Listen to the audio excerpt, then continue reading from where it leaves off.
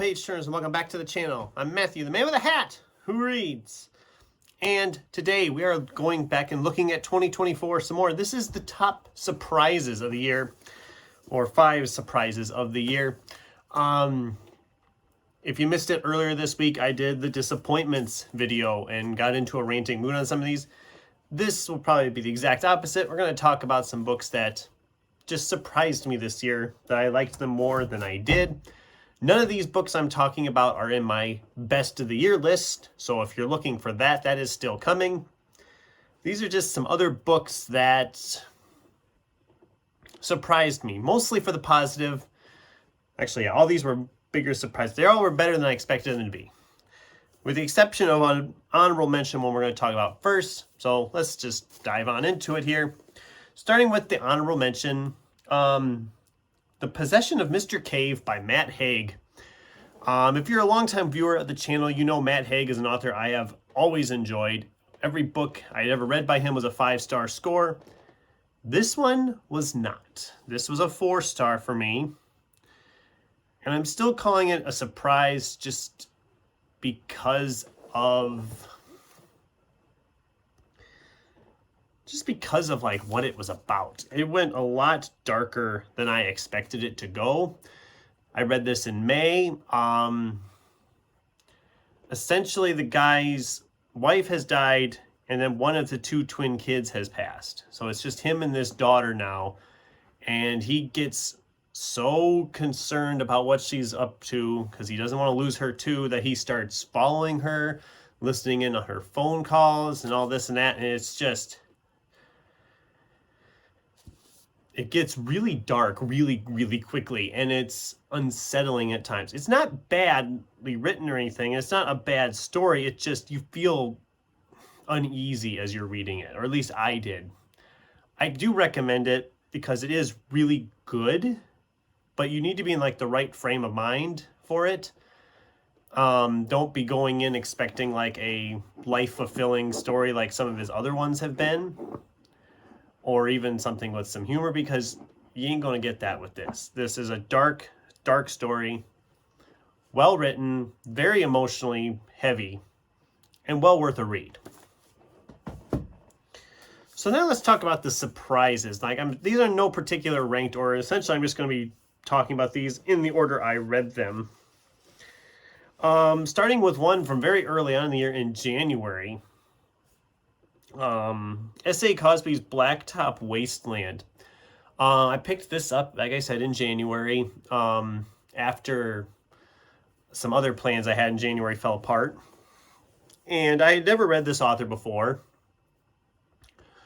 But I'd heard a lot of good things about this author, and I thought, I'll give him a try. This was a library book. I really enjoyed this more than I expected to.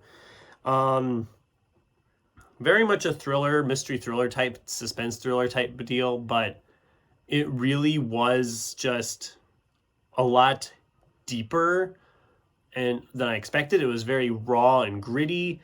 Our character has been a getaway driver, and he's kind of gotten out of the business, but then he ends up getting back into it for one last job, and then things, of course, go awry, like they usually do when these criminals go in for one last job. Definitely want to check out more by this author. Just haven't had a chance to do that yet.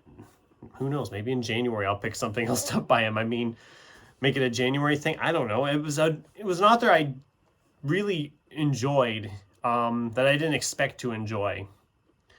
I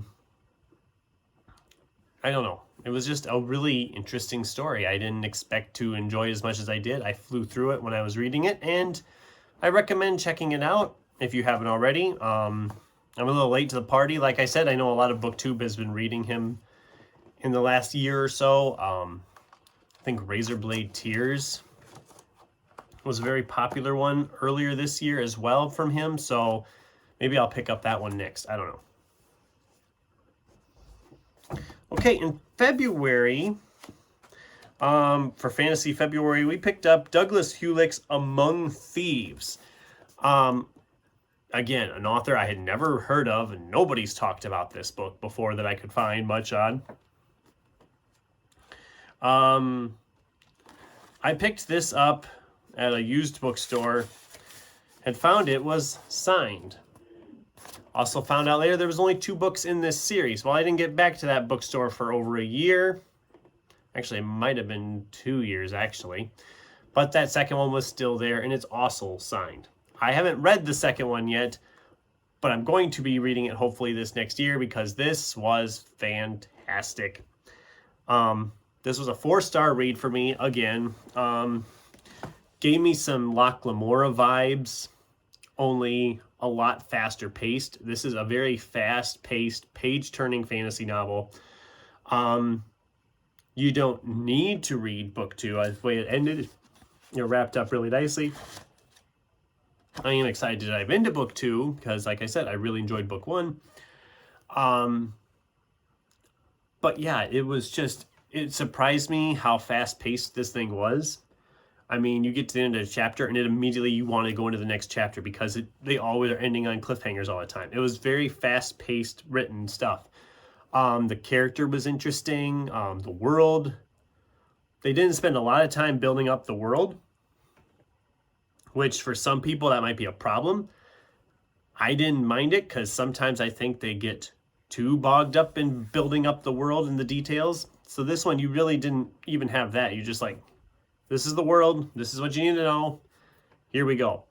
And I liked it for that. It was very fast paced. It was very enjoyable. I had a fun time with it. A lot of fun, not terribly long. And I can't wait to pick up the second book sometime in the new year.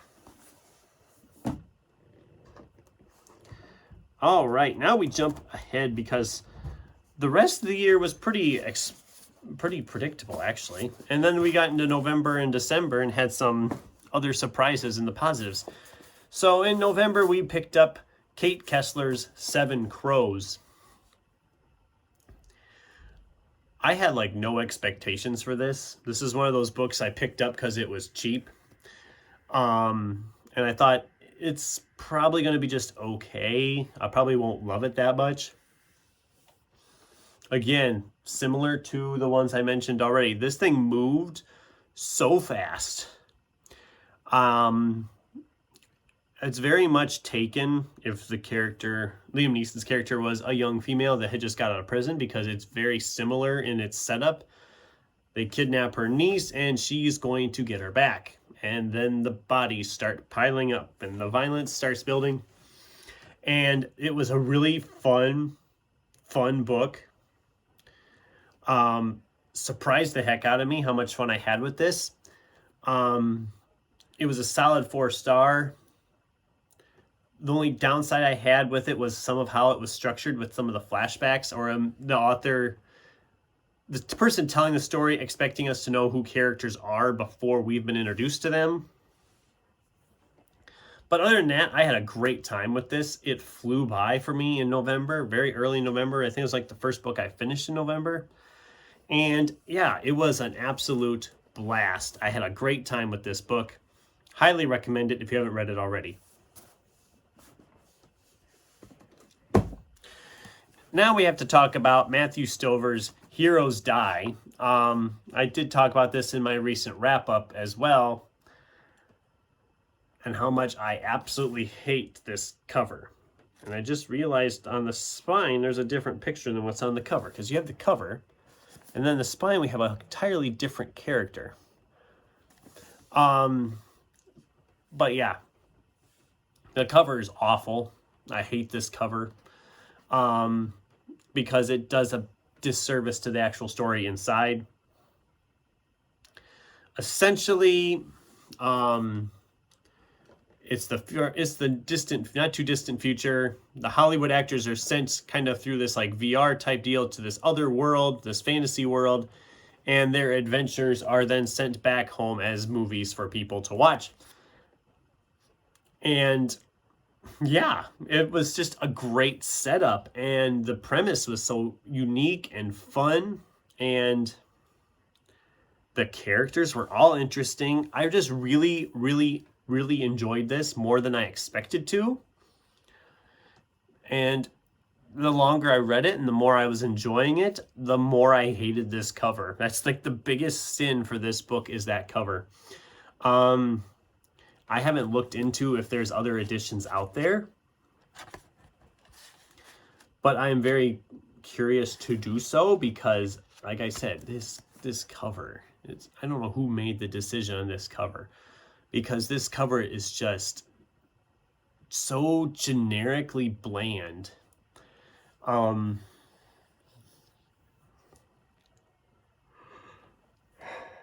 Yeah, I don't know. It was a 4-star read for me. I think they could have trimmed it a little shorter, and I think they could have done a better cover. But I didn't dock it because of the cover. I just think it was a little bit drawn out longer than it absolutely had to be. Very much an enjoyable time though.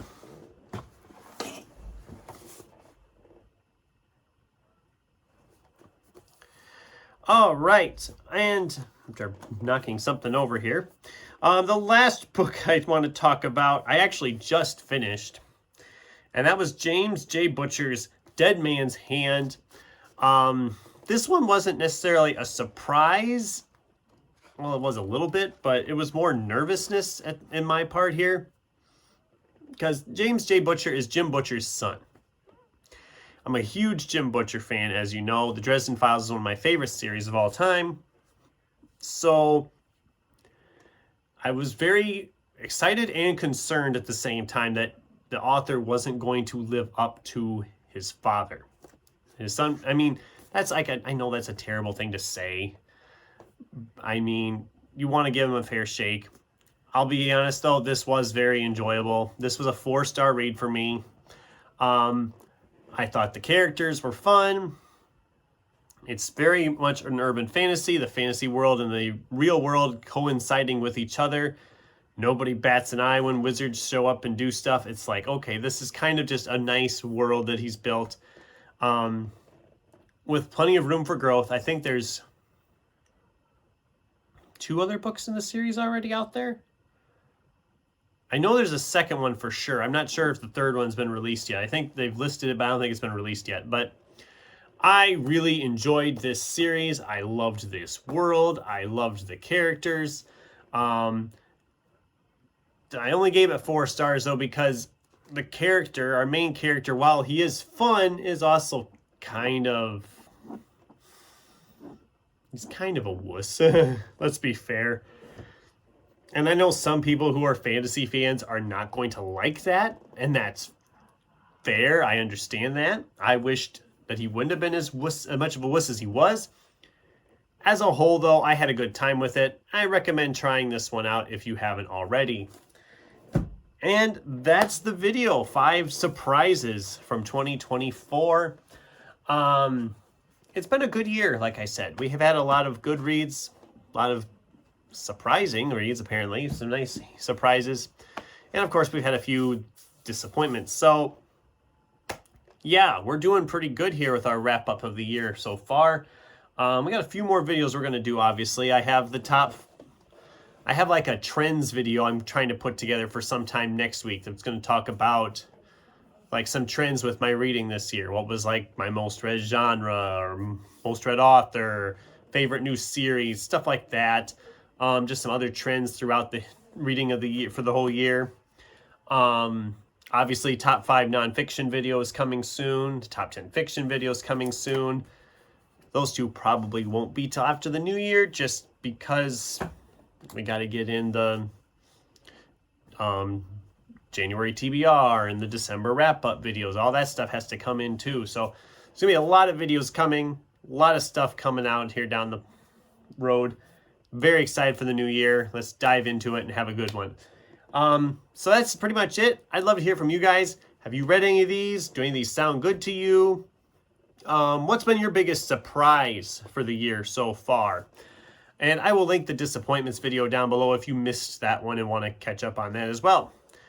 In the meantime, thanks for watching, and until next time, keep turning pages.